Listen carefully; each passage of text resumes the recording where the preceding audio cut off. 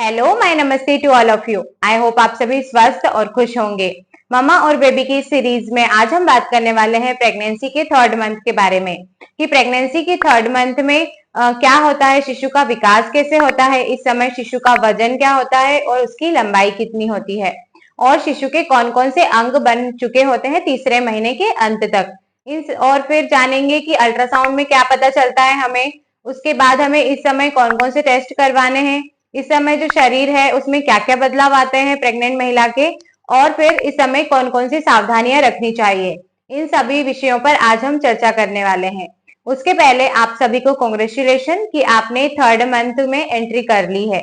मतलब दो जो महीने हैं वो आपके हो चुके हैं, आपने तीसरे मंथ में एंट्री कर चुके हैं। सो ये लास्ट मंथ है पहली तिमाही का।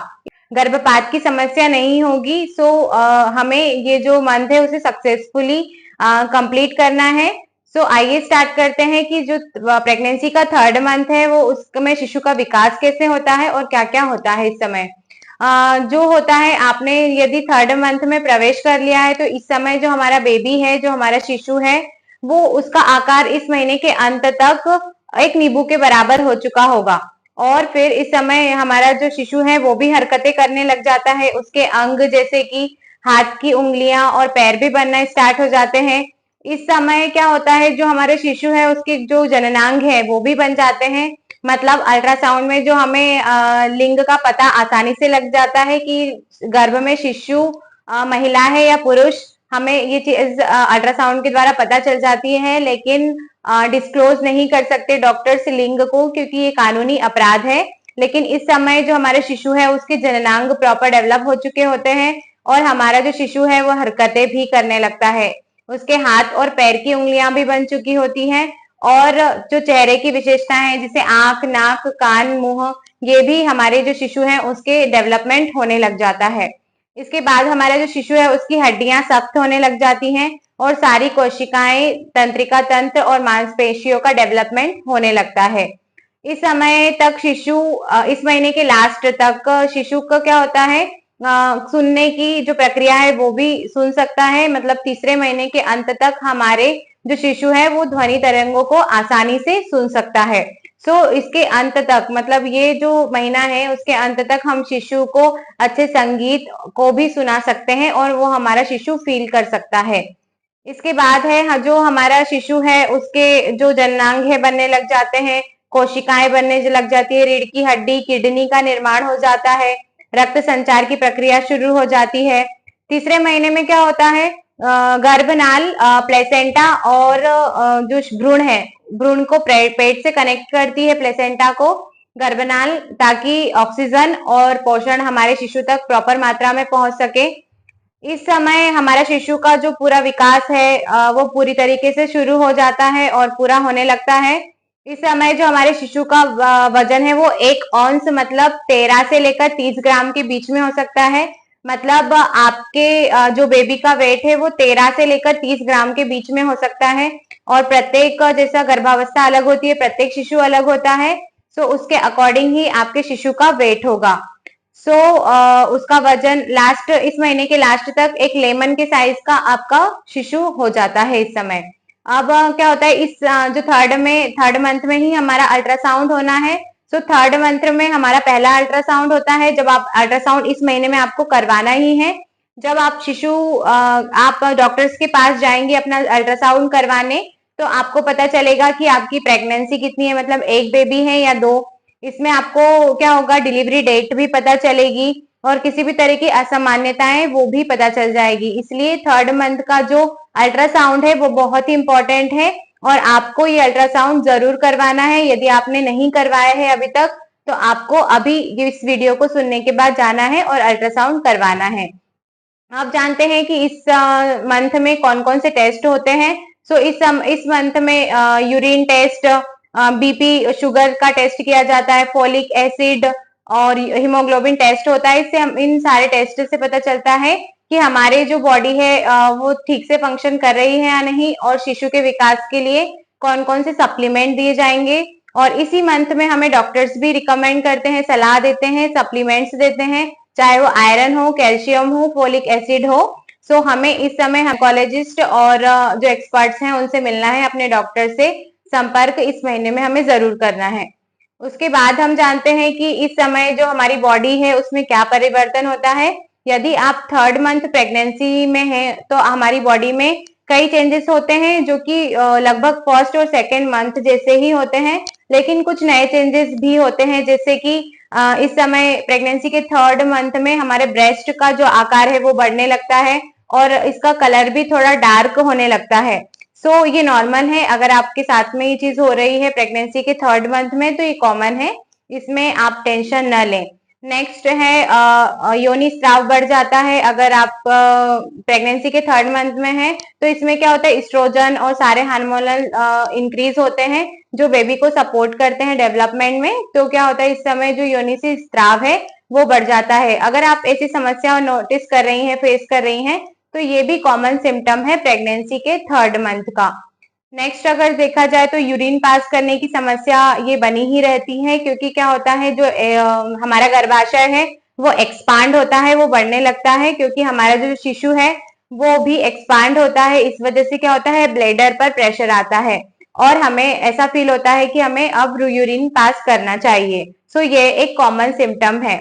अब हम देखेंगे कि हमारी बॉडी में क्या होगा, मॉर्निंग सिकनेस और थकावट भी बनती है, क्योंकि इस समय क्या होता है, जो हमारा ब्लड सर्कुलेशन है वो बढ़ जाता है, हमारी जो बॉडी से ऑक्सीजन सप्लाई बढ़ जाती है, हमारे बॉडी में HCG, एस्ट्रोजन, इस तरीके से हार्मोन्स रिलीज होते हैं, जिसकी वजह से क्या होता है कि हमें थकावट होती है और कमजोरी होती है, और ब्लड फ्लो के कारण ये चीजें हमें बनी ही रहती है।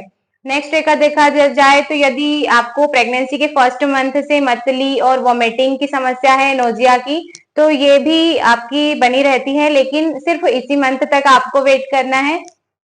4th मंथ से ये काफी हद तक कम हो जाएगी और बहुत सी 80 और 90% केसेस में ये तो खत्म हो ही जाता है 2nd तिमाही में, इसलिए आप टेंशन लेने की इसमें कोई जरूरत नहीं है।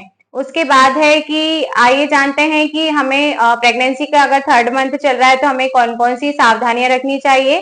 सो प्रेगनेंसी के 1st, 2nd और 3rd मंथ में हमें बहुत ही सतर्क रहने की जरूरत है, बहुत ही कॉन्शियस रहने की जरूरत है, क्योंकि अधिकतम मिसकैरेज की संभावना इन्हीं 3 महीनों में होती है।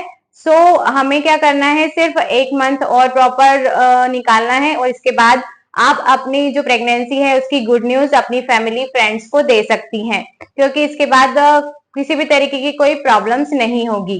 अब क्या करना है, हमें किस तरीके की सावधानियां रखनी है। अगर हम प्रेगनेंसी के 3rd मंथ में हैं तो हमें क्या क्या सावधानियां रखनी है। इस समय हमारी बॉडी में काफी हार्मोनल चेंजेस होते हैं, जिसकी वजह से मुहासे भी हमारे चेहरे पर निकलते हैं। इस तरीके से कोई टेंशन लेने की जरूरत नहीं है, अगर निकल रहे हैं तो होने दो, आफ्टर डिलीवरी ये सब क्योर हो जाएंगे। लेकिन आपको कॉस्मेटिक्स का यूज नहीं करना है, क्योंकि ये आपके और आपके शिशु की हेल्थ को भी प्रभावित कर सकता है।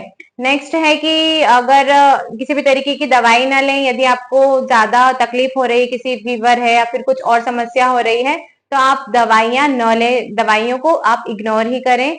डाइटिंग से बचें आप, अगर आप प्रेगनेंसी के 3rd मंथ में हैं तो आपको डाइटिंग नहीं करना है, क्योंकि आप ऐसा करेंगी तो हमारे जो बेबी है वो उसे प्रॉपर न्यूट्रिशंस नहीं पहुंचेंगे और उसके डेवलपमेंट में प्रॉब्लम्स आएगी और बाधा आएगी। इसलिए आप डाइटिंग से बचें, किसी भी तरीके का उपवास आप प्रेगनेंसी में न करें। तनाव मुक्त रहें, किसी भी तरीके का आपको प्रेगनेंसी जर्नी में टेंशन नहीं लेना है, क्योंकि हो सकता है अगर आप स्ट्रेस लेंगी तो प्रीमेच्योर होने की संभावना होगी डिलीवरी, या फिर आपका शिशु का विकास रुक सकता है, या फिर गर्भपात की समस्या भी हो सकती है। इसलिए भी किसी भी तरीके का आप स्ट्रेस ना लें। आप बिल्कुल लूज कपड़े पहने, फिटिंग के कपड़े ना पहने, क्योंकि पहले ही प्रेगनेंसी में डिस्कम्फर्ट हमें होता है। इसलिए आप अपने हल्के फुल्के कपड़े पहने, टाइट कपड़ों को आप रिजेक्ट ही करें, इग्नोर ही करें, और आप ऐसा ड्रेस चूज करें जिसमें आप कंफर्टेबल फील करें, ताकि आपकी जो बेबी है उसकी ग्रोथ भी आसानी से हो। इसके बाद आप कई चीजों का आप ध्यान रख सकती हैं। प्रॉपर आराम लें, प्रॉपर स्लीप करें। प्रेगनेंसी का जो 3rd मंथ है बहुत डेलिकेट और बहुत ही नाजुक होता है। इस समय आपको प्रॉपर रेस्ट की जरूरत होती है, प्रॉपर आराम करें आप। 8 से 10 घंटे की नींद आपको पर डे में लेना जरूरी है। इससे क्या होगा, आपके शिशु का विकास भी बेहतर और आप भी अच्छा फील करने वाली हैं। इसके बाद अच्छा संगीत सुने आप, अच्छी चीजों का मतलब अच्छी किताबें पढ़ें, ताकि इस जो मंथ के लास्ट तक में आपका जो बेबी है वो ठीक से सुनने भी लगेगा, उस पर ध्वनि तरंगों का प्रभाव पड़ेगा। इसलिए आप अच्छी चीजें सुने ताकि आप अच्छा फील करें। ना पहने, प्रदूषण वाली जगह पर न जाए, जहाँ ऐसा एरिया में आप न जाए जहाँ पर बहुत सारा पॉल्यूशन है। और फिर इन चीजों का ध्यान रखें। सुबह शाम आप टहल सकती हैं ऐसी सपाट प्लेस पर, जहाँ लेकिन जो जगह है वो ऊंची नीची नहीं होनी चाहिए। सो आप इन बातों का ध्यान रखें। इस समय आप क्या करें कि न्यूट्रिशन पूर्ण डाइट को फॉलो करें, अच्छा खाना खाएं। ऐसी चीजें अपनी डाइट से अवॉइड करें जो आपकी हेल्थ के लिए भी अच्छी नहीं है और आपके बेबी के हेल्थ के लिए भी अच्छी नहीं है। पुराने वीडियोस में हमने इस सब चीजों पर डिस्कस की है। आई होप आपने पिछले वीडियोस भी देखे होंगे, अगर नहीं देखे हैं तो उन्हें जरूर देखें।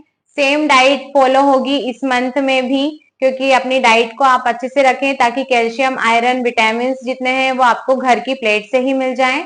इसलिए आप क्या करें, उन चीजों को जरूर फॉलो करें। इस समय क्या होता है कि हमारा बेबी एक्सपांड होने लगता है, धीरे धीरे वो बड़ा होने लगता है। तो आप डेफिनेटली अगले मंथ से बेबी बम्प आपको दिखाई दे सकता है। सो इस समय टेंशन न लें, क्योंकि थर्ड मंथ में ये बहुत रेयर महिलाओं को ही दिखाई देता है, क्योंकि इस समय हमारे बेबी का जो साइज है वो लेमन के बराबर है। इसलिए इस समय आपका बेबी बम्प नहीं दिखेगा। इस समय हमारा गर्भाशय एक्सपांड होता है और हमें बहुत सारी चीजें हमारी क्लियर होने वाली हैं। अल्ट्रासाउंड में आपको क्लियर हो जाएंगी। आप डेफिनेटली अपने डॉक्टर से संपर्क करें, समय समय पर उनके पास जाएं, उनसे चेकअप करवाएं। और जैसे 2 मंथ निकले हैं, ये मंथ भी निकल जाएगा और सफलतापूर्वक आप अपनी प्रेगनेंसी जर्नी को कंप्लीट करेंगी और गुड न्यूज हमें देंगी। सो टेंशन ना लें, इस चीज का आप ध्यान रखें। आई होप आपको ये वीडियो बहुत हेल्पफुल शामिल होगा, और यदि आपकी नजर में कोई है जो प्रेग्नेंट है, उन्हें भी हमारी वीडियो शेयर करें, आने वाले वीडियोस आपको आसानी से मिल जाएं। हम मिलेंगे अगले वीडियोस में, तब तक खुश रहें और सुरक्षित रहें। धन्यवाद।